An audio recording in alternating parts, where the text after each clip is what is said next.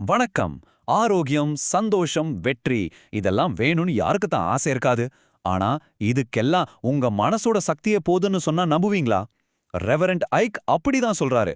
அவரோட திங்கோனாமிக்ஸ்ங்கிற சித்தாந்தத்துக்குள்ள நாம கொஞ்சம் ஆழமா போய் அந்த ரகசியம் என்னன்னு சேர்ந்து பார்க்கலாம். வாங்க இந்த பயணத்தை இப்பவே ஆரம்பிக்கலாம்.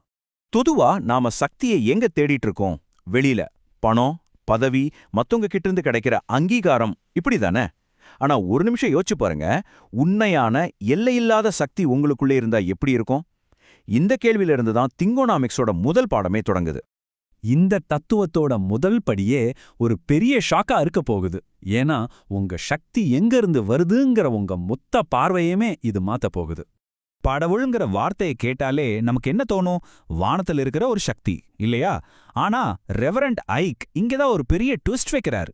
அவர் சொல்றாரு, கடவுளுங்கிறது எங்கேயோ வானத்துல இருக்கிற ஒரு நபர் இல்ல, அது உங்களுக்குள்ளேயே இருக்கிற நீங்க பயன்படுத்தக்கூடிய ஒரு சக்தி, ஒரு ஆற்றல். இந்த ஒரு ஆலோசனை தான் உங்களை நீங்களே எப்படி பாக்குறீங்கிறத மாற்றி அமைக்க போற அஸ்திவாரம். சரி, நமக்குள்ள ஒரு பவர் இருக்குன்னு ஒத்துக்கலாம். ஆனா அதை யூஸ் பண்றது எப்படின்னு ஒரு கேள்வி வருது இல்லையா? அந்த சாவி எங்க இருக்கு? ரெவரண்ட் ஐக் சொல்றாரு, அந்த சாவி நம்ம வாயில தான் இருக்கு, நாம பேசுற வார்த்தைகள்ல. நீங்க நான் அப்படின்னு சொல்லி அதுக்கப்புறம் என்ன வார்த்தைய போடுறீங்களோ அது ரொம்ப ரொம்ப முக்கியம். அது உங்க தற்போதைய நிலைமைய சொல்ற ஒரு வாக்கியம் இல்ல, அது ஒரு பிரகடனம். நீங்க யாருங்கிறத இந்த பிரபஞ்சத்துக்கே சொல்றீங்க. நான் ஏழைன்னு சொன்னா வறுமை உங்க அடையாளமா மாறிடுது. ஆனா அதுக்கு பதிலா ஏழையா இருக்கலாம், ஆனா நான் பணக்காரன்னு சொன்னா அங்கதான் மொத்த ஆட்டமும் மாறுது. இந்த ஒரு வரி, இதுதான் மொத்த விஷயத்தோட சாரமே. யோசிச்சு பாருங்க.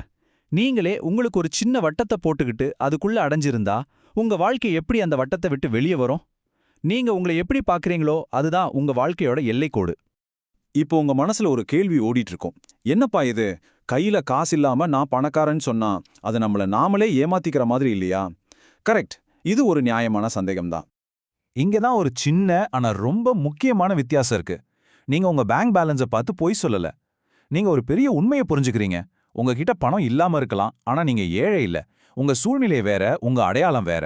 நீங்க உங்களுக்குள்ள இருக்கிற அந்த எல்லையில்லாத வளமான சக்தியோட உங்களை இணைச்சுக்கிறீங்க.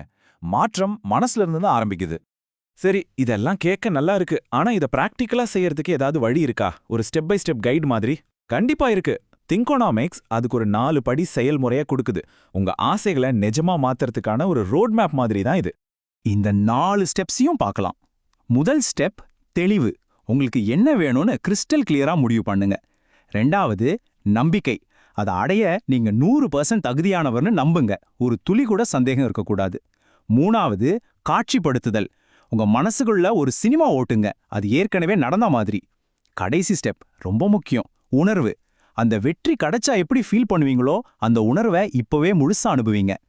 ஆனா இங்க ஒரு கண்டிஷன் இருக்கு. இந்த ஸ்டெப்ஸோட ஆர்டர் ரொம்ப ரொம்ப முக்கியம். தீர்மானி, நம்பு, பார், உணர். இந்த வரிசையை மாத்தவே கூடாது.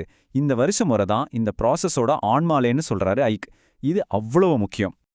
ஓகே, பணம், வெற்றி பத்தி பார்த்தாச்சு. இப்ப அதே ஃபார்முலாவை ஆரோக்கியத்துக்கு அப்ளை பண்ணா என்ன ஆகும்? இங்கதான் இன்னொரு ஆச்சரியமான ஐடியா வருது. நோய்ங்கிறது நாம கத்துக்கிட்ட ஒரு விஷயம்னு சொன்னா என்ன சொல்லுவீங்க? இது கேட்கவே வினோதமா இருக்குல்ல? ஆனா ஐக் என்ன சொல்றாருன்னா, நாம நோயை கத்துக்கிறோம். எப்படின்னா, வயசானா மூட்டு வலி வரத்தான் செய்யும், மழையில நனைஞ்சா ஜுரம் வரும்னு நம்ம சமூகம், குடும்பம் திரும்ப திரும்ப சொல்லி நம்ம மனசுல பதிய வச்சிடுறாங்க.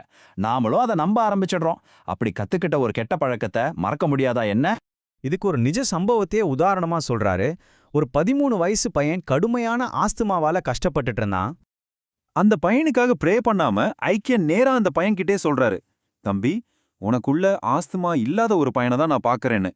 யோசிச்சு பாருங்க, இந்த ஒரு வாக்கியம் அந்த பையனோட மனசுல என்ன தாக்கத்தை ஏற்படுத்தியிருக்கோன்னு.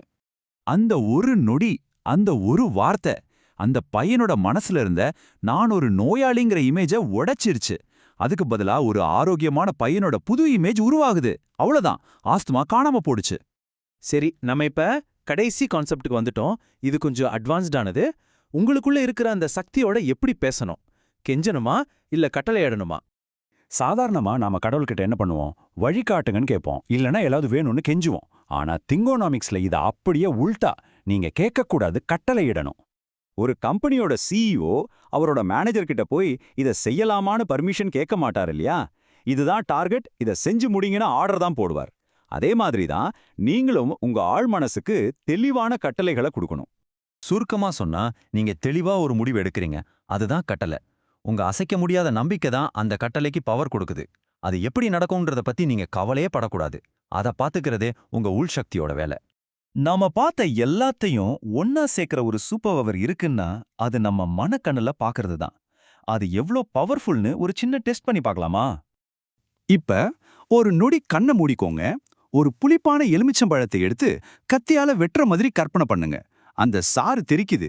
இப்ப அந்த ஒரு துண்டை எடுத்து உங்க நாக்குல வைக்கிறீங்க. என்னாச்சு? உங்க வாயில எச்சில் ஊறுதா? பாத்தீங்களா? உங்க கையில நிஜமா எலுமிச்சை இல்ல. ஆனா உங்க உடம்பு அது இருக்குன்னு நம்பிடுச்சு. இதுதான் பாயிண்ட். உங்க ஆள் மனசுக்கு எது நிஜம் எது பொய்ன்னு வித்தியாசம் தெரியாது. நீங்க எதை மனசுல ஒரு படமா ஓட்டுறீங்களோ அதைத்தான் அது உண்மையாக்க பாக்கும். நாம எல்லாருமே நம்மள பத்தி ஒரு மனச்சித்திரத்தோட தான் வாழ்ந்துட்டு இருக்கோம். ஒருவேளை அது என்னால முடியாது, நான் இவ்வளவுதாங்கிற ஒரு சின்ன படமா இருக்கலாம். இப்ப இந்த கேள்வி உங்களுக்காக. இந்த இரவு நீங்க உங்க மனத்திரையில எந்த புதிய இன்னும் சக்தி வாய்ந்த ஒரு படத்தை ஓட்ட போறீங்க?